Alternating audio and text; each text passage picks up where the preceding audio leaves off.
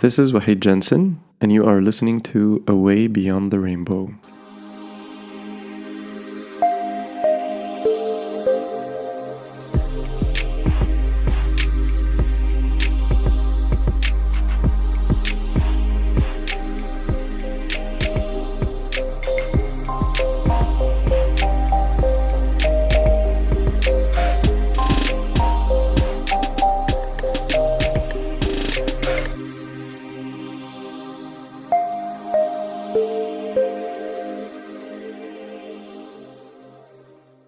Assalamu alaikum wa rahmatullahi ta'ala wa barakatuh, and welcome to our very first episode of Away Beyond the Rainbow, a podcast series dedicated to Muslims struggling with same-sex attractions, or SSA for short, who want to live a life true to Allah subhanahu wa ta'ala and Islam. I am your host, Waheed Jensen, and I am very excited, honored, and humbled to be sharing this podcast series with you as we pave our way together, inshallah, beyond the rainbow. This is our very first episode, and it is going to be an introductory episode, inshallah, where we talk about this podcast, the goals behind it, what to expect from it. I'm going to obviously introduce myself, inshallah, and air some of the frustrations that most of us share with regards to our communities and the lack of resources available for people like us.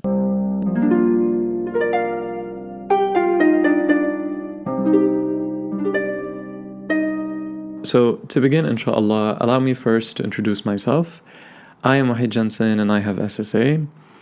And I know that sharing part of my story right now is going to resonate with a lot of people listening who themselves have SSA. From a very young age, I knew that I was different. I couldn't tell what that was, why I was different. And of course, as a child growing up, I would have different perceptions, I would have different perspectives, different feelings. Things weren't sexualized, obviously, during prepubescent years, but there was a feeling of being different, looking at the world differently, behaving differently, identifying more with the opposite gender, and of course the same gender, but to different degrees. And there were so many questions and It felt weird in a sense, and everything kind of crystallized around puberty when all of the raging hormones started kicking in and things became more obvious. During that time, a lot of shame, guilt, and fear started growing because obviously I wasn't able to share a lot of my issues with people closest to me, like my parents or friends, because I knew that they would box me, label me, or they would themselves feel ashamed, or they wouldn't know how to answer, or I was ashamed myself and I had so many questions that I didn't even know where to begin. So it was a very, very confusing period of time for me growing up and realizing that what is happening to me? I am different and my attractions are different, and I know religiously that that is not okay. Acting upon them is not okay, so what do? I remember gym classes were the hardest because obviously we had to do a lot of sports together, and there were a lot of locker room issues and things that kind of made it very difficult for me. And so the feelings of fear and isolation and confusion continued to grow. I would go on the internet and try to look up why am I feeling this way?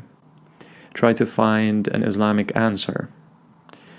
And the best that I could find was, you are not to be blamed for your desires or attractions, but you are only blameworthy when you act upon them. Well, that's great, alhamdulillah, but what do I do now? And that was something that I could not find. And so I was really frustrated with my community, the Muslim community. I was frustrated because I couldn't find someone that I could talk to.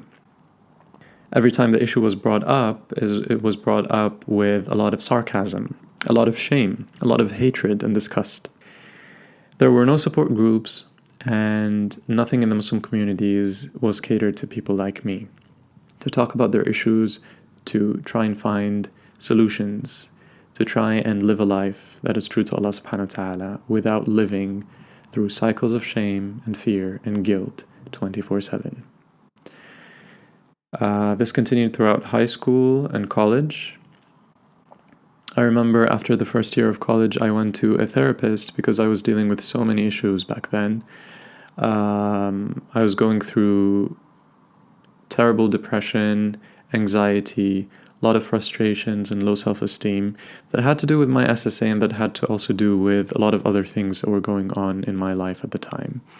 And the therapist that I saw was pro-LGBT. And when I told him about this, he was the very first person I would ever tell. And I knew that I was protected by the confidentiality in that room. And so I started beating around the bush, but eventually I had to just come out and tell the therapist about this. And he kind of expected it because I was alluding to that throughout the discussion. And he listened and he was fully accepting and fully embracing. And that was kind of a huge moment in my life. And throughout our discussions, at some point, he would tell me, well, what do you feel? How do you want to spend your life? And knowing that you're different and all of that. And I came to him actually asking him to change. I told him I don't want these attractions to exist. I want to change. I don't accept this. I want to be attracted to the opposite gender. I didn't want these attractions to always be with me. And so he told me that that is not a possibility and you just need to embrace who you are and accept who you are. And at the time I told him that this, the idea of acting out and having a partner of the same gender, etc., those ideas were in contradiction to my values and my religion. And so he accepted that and he respected that. And we started dealing with my other issues like depression, anxiety, and all of these matters. And that was really helpful. And then years after that, I told my very best friend back in college, and he himself was very accepting. He's a practicing Muslim and he's very open-minded. And he sat with me and he embraced me and he was very loving and concerned and respectful. And we had a very long discussion, I remember, that night, and I had done years of research and dealing with my own issue and trying to reconcile my religious understanding with my own sexuality and how I want to live my life, and so on and so forth. And at some point he told me something that I still remember to this day, alhamdulillah. He said that you have an understanding of this matter. You have found your peace. But there are tons and tons of men and women out there who are dealing with the same issue, who have nowhere to turn to, nobody to talk to, and they are suffering. So make this your life calling. And that struck the right chord in me. A few months later, I decided to write an article that kind of talked about our struggle as people with SSA, and I made it very personal, and I aired out some of the frustrations that people like us have, and I tried to make it engaging with an audience who finds this topic very foreign territory. The article is called "The Strange Elephant in the Room: Struggles, Passions, and Hopes." It was published, alhamdulillah, in 2015 on Virtual Mosque, and the year after that on Alt Muslima, and the year after that on Pathos. And the third time it got published, it had a wider readership, and people started sharing it right and left. Ever since the first publication came out, I started getting emails from men and women who struggle with SSA from all over the globe, sharing with me their stories, thanking me for speaking on their behalf, telling me about their lives, asking questions, seeking guidance. And that period of my life was transformational beyond description, alhamdulillah. I have learned so much. I appreciate all the stories, all the pain that has been shared with me, people being vulnerable and being courageous and talking about their ups and downs and their failures and successes, and sharing with me their deepest, most intimate feelings, and being raw with someone they don't even know. And this made me feel that this issue is incredibly significant, and you cannot imagine how many people struggle with this on a daily basis. I remember in 2016, it was summertime, I came across another article written by who is now a very good friend and brother of mine, Brother Yusuf. He wrote an article that was published on Muslim Matters, and it's called From a Same-Sex Attracted Muslim Between the Denial of Reality and Distortion of Religion. That's another article. I will be adding its link in the episode description, inshallah. But that article was the very first time that I was exposed to the notion of same-sex attraction, or SSA. I used to always refer to myself as a gay person because that's the terminology that I knew at the time, right? And his article was the very first time that I was exposed to so many different notions, and it kind of created a lot of cognitive dissonance for me. A lot of the things that I took for granted were brought into question. And he himself has same-sex attractions, and he is married with kids, mashallah. And he talks about his personal journey, and he talks about the importance of support in our Muslim communities, and he also airs out some of the frustrations that we have. He is a moderator of the Straight Struggle Yahoo group, and I didn't know that such a group ever existed, so from that point on, I joined that group, and I realized that there are hundreds and hundreds of brothers and sisters on that group who have been sharing their own stories and seeking help and guidance and support, and sharing articles and readings and writings and talking about their own lives. And that's when a new journey for me started, where I started reading and interacting with others and communicating and growing, and I was exposed to so many new concepts, and I read a lot of books, and I spoke to many professionals and people who have been through so many ups and downs, people who have been through lots of traumas and journeys of healing and growth. And I was completely amazed. I was in a state of complete awe. Alhamdulillah, it's been years and years, and the journey keeps on going.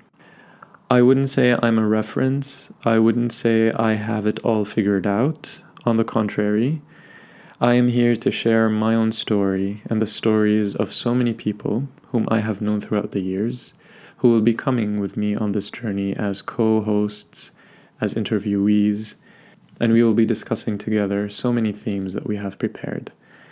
Last year, I started a personal blog because I wanted to document this journey and talk about a lot of the themes that are very important for people struggling with SSA. A lot of us are very passionate about helping Muslims in our communities who struggle with same-sex attractions. A very close friend of mine, whom I have known for over a year, who also struggles with this, a few months ago, he suggested that we start a podcast because that's an excellent way of getting the message across, audio-based, very easy to listen to, and it would be a great resource and platform for people like us to come together and start the conversation. One thing that I would like to say, and I know that a lot of you listening would agree with what I'm saying, growing up, we realized that our communities tend to dismiss our problems, and they shove them under the carpet and pretend they don't even exist until they finally explode. And this applies to so many of the fundamental and crucial problems that are present in our communities. When we talk about same-sex attractions or the gay community, we are often met with responses like, we've got more pressing issues, or no, we don't have that in our communities. That's complete denial, right? So what I'm trying to say is, with this podcast, what we hope to achieve is to at least put the tough conversations on the table, to finally have a discussion about them. It is about time that we do that. We are done being silent. We might be your next door neighbor, your friend, your student, your teacher, your doctor, your cab driver. We might be your brother or sister, we might be one of your kids, or believe it or not, we might even be your own father or mother. And we are here to give you a glimpse of our world. I'd like to share a lot of quotes, inshallah, during the episodes, and one that I find very convenient to share at this point comes from the novel To Kill a Mockingbird by Harper Lee, and the quote goes like this: "You never really understand a person until you consider things from his point of view, until you climb into his skin and walk around in it." What I hope to achieve from this podcast series is to show people what it means to be us, to give you the chance to climb into our skin and walk around in it. As I said, a lot of brothers and sisters have been sharing with me their stories throughout the years. I have received hundreds and hundreds of emails, and I can say without a doubt that the majority, if not each and every one of them, grew up knowing that they were different. It's different from age to age. With me, it started from the age of 5 or 6. Others, it started around puberty. But what is common to all of us is that we knew that there was something different. With time, we knew that what our feelings were not labeled as normal. And so we started hiding those aspects of us from the world. And this inevitably would impact our social lives. We would not be very close to other people out of fear of being found out. We would revert into ourselves to hide. Some people would have double lives. But all in all, what is very common to all of us are the feelings of shame, hurt, and pain. We had a lot of questions that we didn't have answers to. Why am I feeling this way? Was I created this way? Is God punishing me? Is God hating me? What did I do to deserve this? Am I doomed to hell? And so many other questions like this. We struggle to find the answers and coherent explanations for who we are and what to do with what we have. What makes the issue more difficult are two things. There is a lack of a well-defined Islamic approach to dealing with our struggles as Muslims who face this firsthand. And this is further compounded by the LGBT narrative.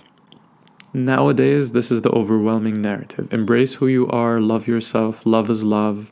You are your sexuality, embrace that, love yourself, go out and be who you are, etc. And this narrative is very captivating because it says it's okay.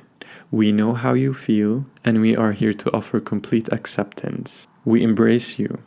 We give you hope and love. And this is very, very attractive for people like us who haven't had that in our very own communities. So why would we be surprised when a lot of us end up leaving religion or leaving our communities and adopting different lifestyles? Because we weren't met with love and empathy and compassion and mercy from our very own communities. A lot of Muslims react in a way that makes it even more difficult, either through a lot of the stereotypes that they paint or with their preconceived notions and a lot of judgments that they have. They're not willing to understand. There's zero empathy and compassion. I remember at one point I was at a Friday khutbah, and out of nowhere the Imam goes on a tangential topic and he starts talking about homosexuals, and he paints everyone with the same brush, and he lumps all people who have same-sex attractions into one group, and he sends them all to hell. And I remember at that point, years ago, I remember saying to myself, I am coming here to the house of Allah subhanahu wa ta'ala. I haven't committed any sin as far as my sexuality is concerned. And what is my fault? And who are you to say these things to me? I know we don't accept specific sexual relations in Islam, but what is with the rhetoric of hurt and shame and disgust and anger? And who are you to be saying all of these things? And I remember looking at people, and they were also ashamed and disgusted.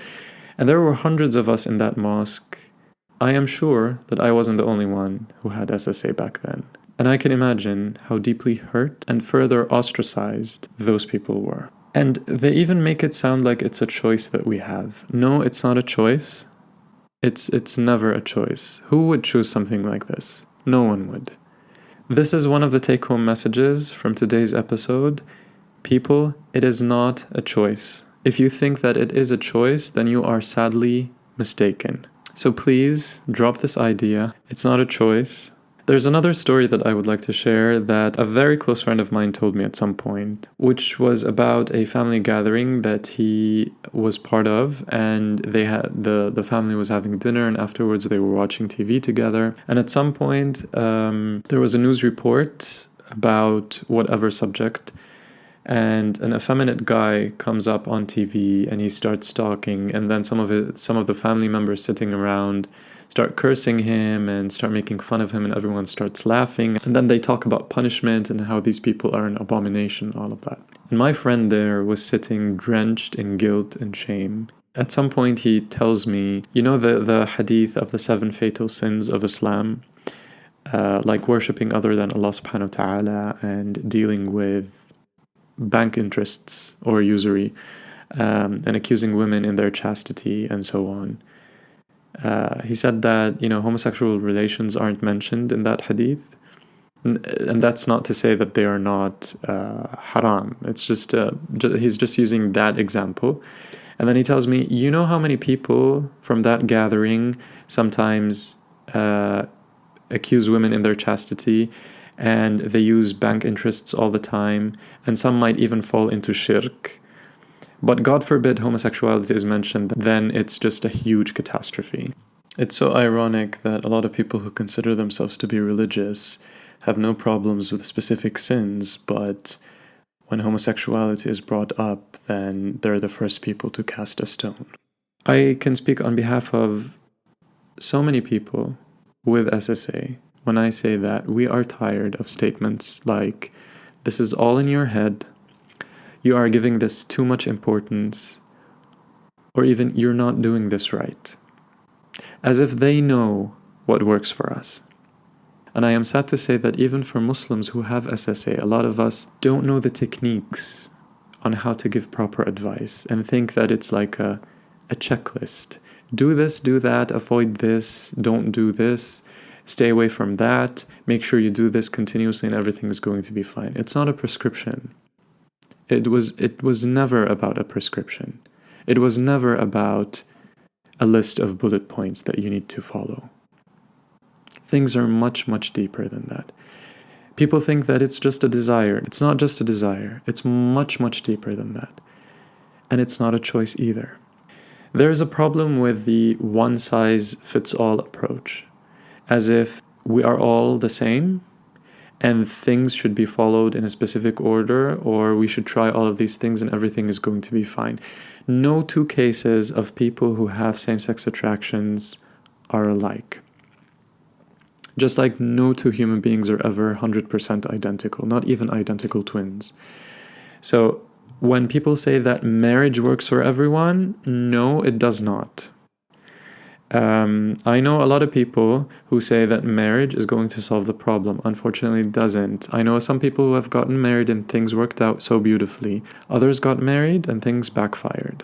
Some are adamant about psychotherapy and reparative therapy. For some people, it made a huge difference. For other people, it did not. Some people tell me about a lot of weekend gatherings and a lot of support group activities and things that actually make a difference for people with SSA. So many people vouch for that. Other people say it's kind of neutral. Others say that it did not work for us. And what really bothers me the most is when people tell you this is a spiritual ailment. You need to go back to Allah subhanahu wa ta'ala. I mean, yes, we all need to go back to Allah subhanahu wa ta'ala. We all need a close connection to Allah subhanahu wa ta'ala. But when you tell me that the things I've been feeling ever since I was a little kid, the things that I haven't chosen, the things that are deeply entrenched into my psyche and have to deal a lot with my emotions and my traumas and the way that I look at life, if this is a spiritual ailment, then I'm afraid you are deeply mistaken. You do not know about the mercy of Allah subhanahu wa ta'ala or what Islam is about. I am sorry, but this kind of rhetoric, we are over this. Or even the talk about repressing ourselves. These things should not be talked about, as if we are less than. Repression is what got us to this point to begin with. Look at all of the problems that we are facing as a Muslim community, and how many problems we have repressed over decades and centuries. So no, repression is not the answer. When we look at the Muslim efforts, as far as people with SSA are concerned, either people overlook the issue entirely, they live in denial, or you have people who are pro-gay, pro-LGBT, Muslim apologists, and you find a few scholars here and there and people of knowledge who are really willing to engage. And we salute you and we thank you from the bottom of our hearts for doing that, because we know that that's not easy. A lot of them are afraid or they don't want to learn. But all in all, what I personally find is that there is fear. Fear of the unknown. They don't know about the topic. They're afraid of engaging in it. There is lack of knowledge. And there is an overwhelming global narrative nowadays, so there is fear of that. There's a lot of fear if you look at that. Not to mention when the feelings themselves are confused with the acts, and how do we label, and it becomes even more confusing. A lot of families do not offer help. I have had so many stories being shared with me from people who have chosen to tell their parents or their family members about their own attractions. They haven't done anything wrong. They just told people they wanted to vent, or they found they couldn't take it anymore. They just wanted to say something. And when they did, they were abused, they were hurt, some were even kicked out of their houses. And that's not okay. A lot of therapists and counselors in the Muslim world do not know how to deal with this. Many imams, as you can imagine, do not know how to deal with this. Teachers, parents, friends, family members, we don't know how to talk about this. We are sick and tired. We feel cornered, misunderstood, lost, and taking everything that I've said into account, who do we turn to? Again, would you be surprised to know that many of us end up leaving religion altogether because they can't find their place, they can't find their space in there? Others would still consider themselves to be Muslim, and they choose a more liberal, progressive, pro-LGBT path, which says, okay, I am Muslim and I am gay at the same time, and I want to engage in same-sex relations or have a same-sex partner. And as far as the verses or the hadith that talk about this, then I choose a path of reinterpretation. And then you have others who struggle in silence, and they continue to repress, and they don't know what to do. They have no one to turn to until things eventually explode. And to add more to that, when you have mental health issues that are part of the equation, like depression, anxiety, mood disorders, low self-esteem, and even suicidal ideations, that makes it even more difficult. A lot of Muslims, unfortunately, have taken their own lives because it was too much to bear. At one point, a friend of mine chose to tell his family, and they were completely surprised, and they didn't take it well. And then when he told them about Muslims who have SSA, who have their own support groups, and he shared with them some articles, they were quite surprised, and they didn't even realize that there is this in our Muslim communities. They didn't realize that people like us exist. Yes, people, we do exist. I hate to break it to you, but that's the reality of it. So why this podcast, A Way Beyond the Rainbow? It's our way of telling people it is about time that we have this conversation in the Muslim community. We are not shying away from many topics that are considered to be taboo. And as you'll come to learn, we will be talking about things that are necessary to discuss. We hope that this podcast becomes a safe space for Muslims struggling with same-sex attractions. I hope that you feel heard, understood, and you find a chance to grow and heal.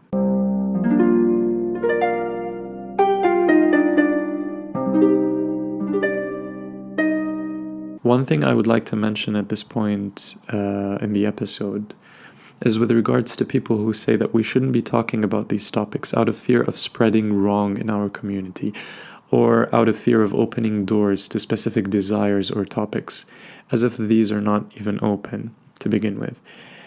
But again, what I want to say is that this is not right.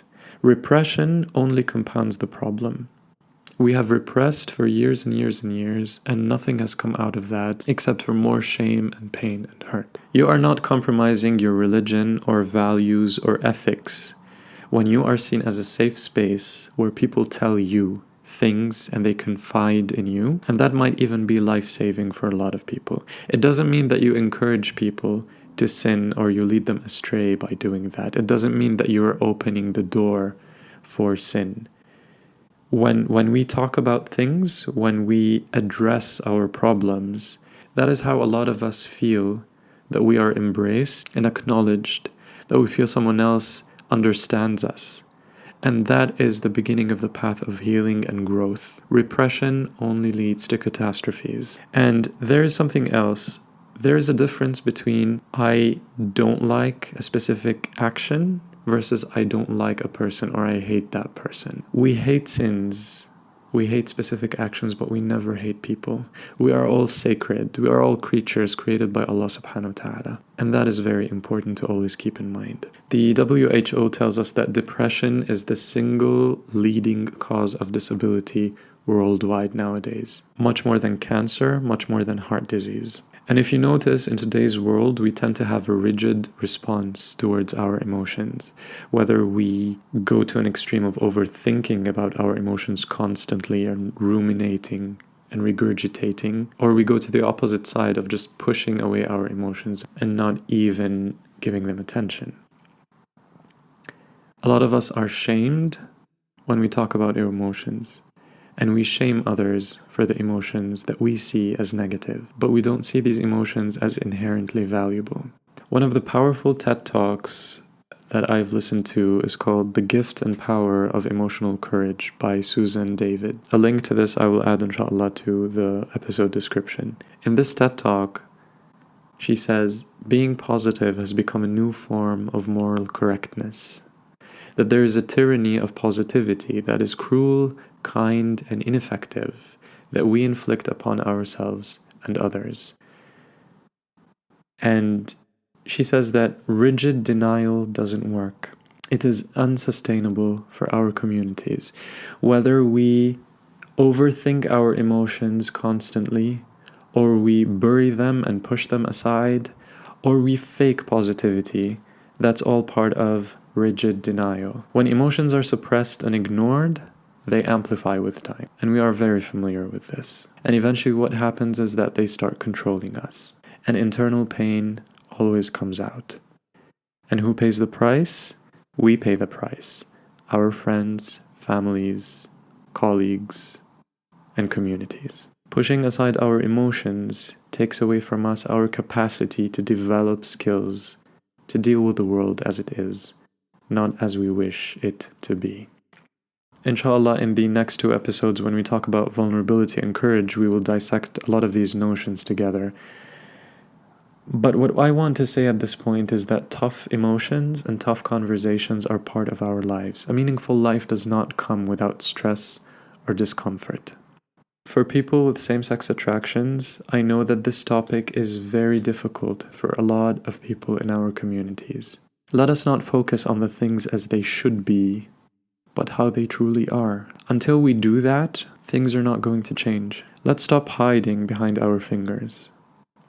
Let's acknowledge our problems and have conversations about them, for that is how we start to grow and heal. What I ask the listeners to do is to look at things through other people's glasses. Listen to people like us. Have a conversation with us. I know that it's difficult, but it's necessary. Try and get out of your comfort zone and reach out to others. Drop your assumptions, generalizations, preconceived notions, stereotypes, anything that you have that would cloud your judgment. Open up your heart and ask questions. I used to always say that A lot of scholars, unfortunately, live in ivory towers, and they just see the world the way that they see it.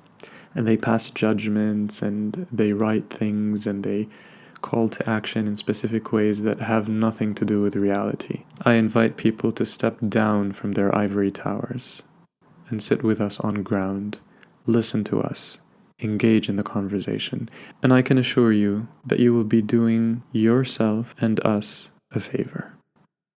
Another quote that I would like to share is from a novel called Speaker for the Dead by Orson Scott Card. And he says, "When you really know somebody, you cannot hate them. Or maybe it's just that you can't really know them until you stop hating them."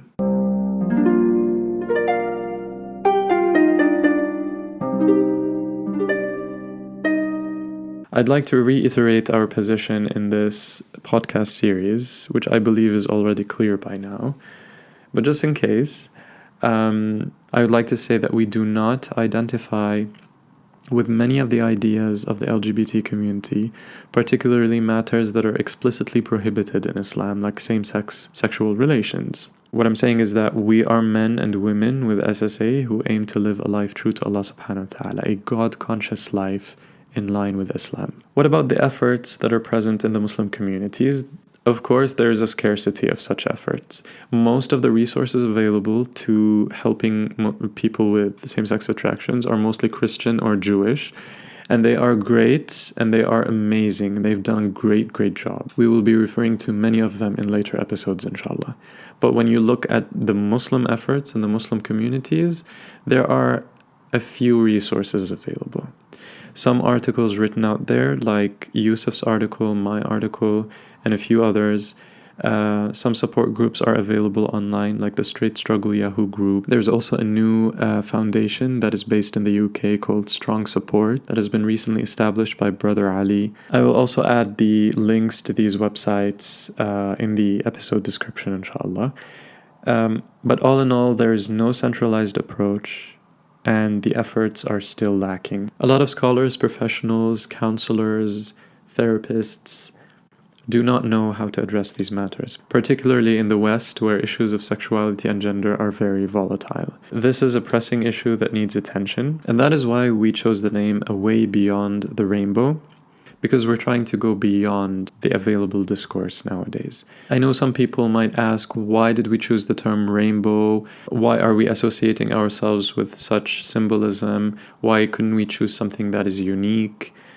Well, to tell you the truth, it's because this is the prevailing narrative. It doesn't mean that we identify with it, but we are starting with something. We are starting with this, and we are paving the way beyond the rainbow. This is how we see it. We wanted to choose something that is relevant, but we also wanted to make it unique because we are paving our way beyond it, and hence the name A Way Beyond the Rainbow. Who is our audience in this podcast? Obviously, this podcast is dedicated to Muslims who have SSA.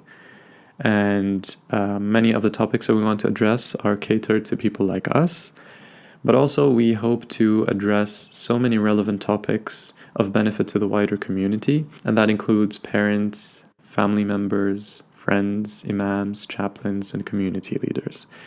Is this podcast aimed just for Muslims? Obviously not. This podcast is open to people of all religions, but obviously in this podcast series we're adopting the Islamic paradigm. We're referring to the Quran and the Sunnah, and we are basing our discourse on the Islamic paradigm.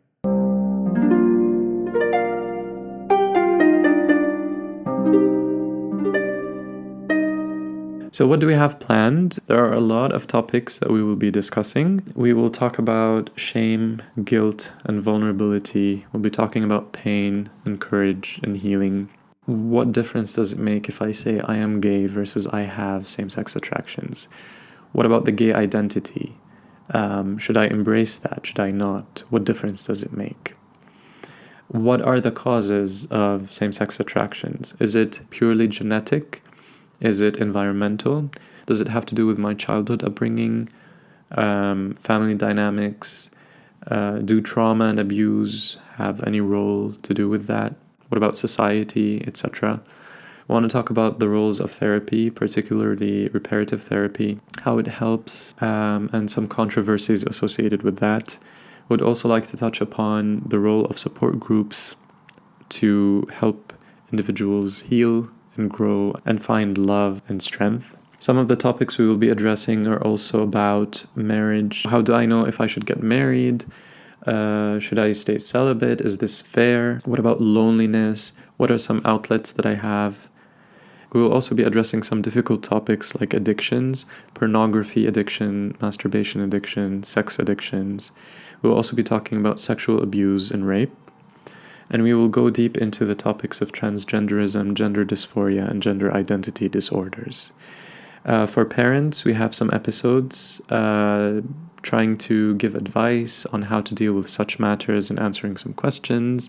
For friends and siblings as well, and imams, chaplains, and community leaders, we have some episodes dedicated to them. And of course, we have episodes that are directed to your own individual questions. If you feel we haven't addressed a specific topic that much, or if you feel that a topic has to be discussed that we haven't yet discussed, or if you have any specific questions or comments, some episodes will also be dedicated to that, inshallah.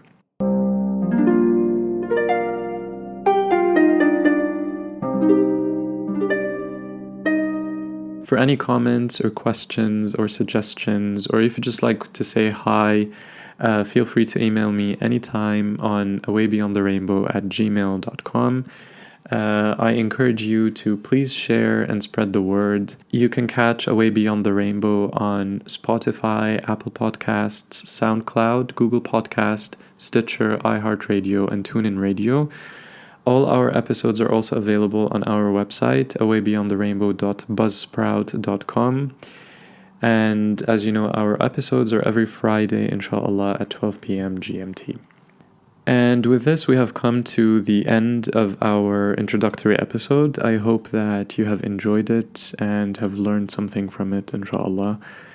In the next 2 episodes, my dear friend Adam will be joining me to talk about shame, guilt, pain, vulnerability, courage, and healing. And with every episode, I would like to end with an inspirational quote. For this episode, I chose Mother Teresa's famous quote, "I alone cannot change the world, but I can cast a stone across the waters to create many ripples."